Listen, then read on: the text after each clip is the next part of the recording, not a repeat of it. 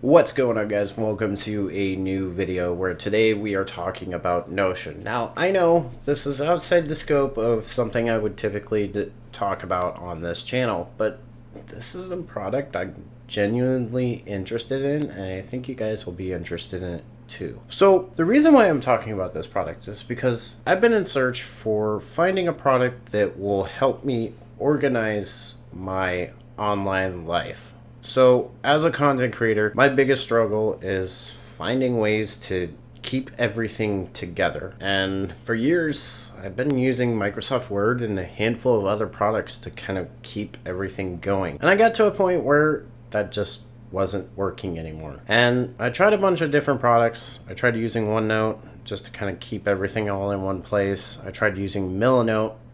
Again, really great product, not what I was looking for. And then I discovered Notion. After a lot of trial and error, trying a handful of other products, Notion was the product I ended up landing on. And Notion's been great. It does everything I need it to. Not only is it a note-taking piece of software, it's kind of a relational database. It allows you to kind of organize everything in ways that you probably would have never imagined before, and it just kind of helps me keep the channel, social media, and website organized all in one place without having to kind of bounce around using different products to kind of retrieve bits of information that you need to do a project.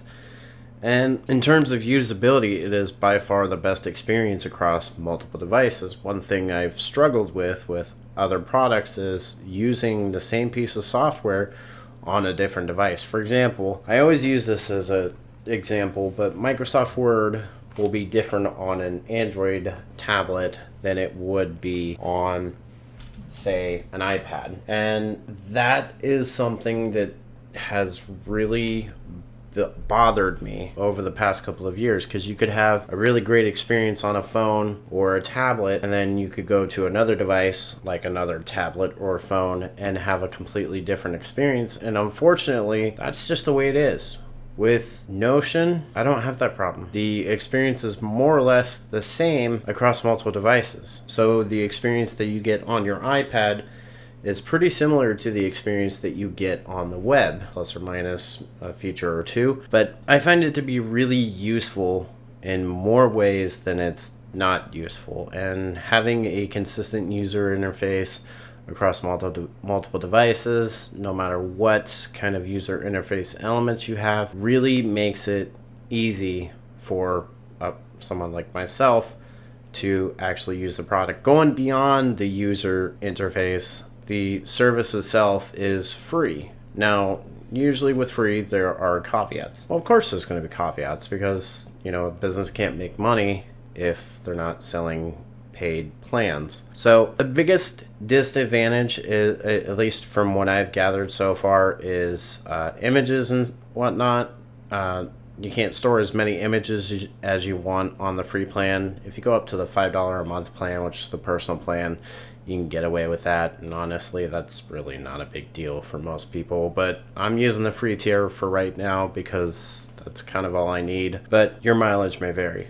The good news is, if you are a team, you can also take advantage of the business and enterprise plans, which offer more features and obviously some team-related features as well. And to be truthfully honest with you, I just really like the experience that I get out of Notion. And that's not something I could say about other products. Now, OneNote and Milanote are not necessarily the same class of products, but the feature sets that they have are pretty consistent across the board. They do basic note taking. They do, in the case of Milanote, it does whiteboarding as well. But I just found that those products were just really not what I was looking for. And, given the fact that I need to organize my life a certain way because I have ADHD, that's one of my flaws. Having a tool that can kind of help me organize everything that is going on with the content that I create just makes it so much easier. But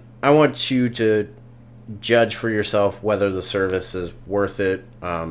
I'll provide links to it down in the description below, of course, for you guys to check out. And I really want to know what you guys think in those comments down below. that's really all I have for today, folks. I'll see you guys next time.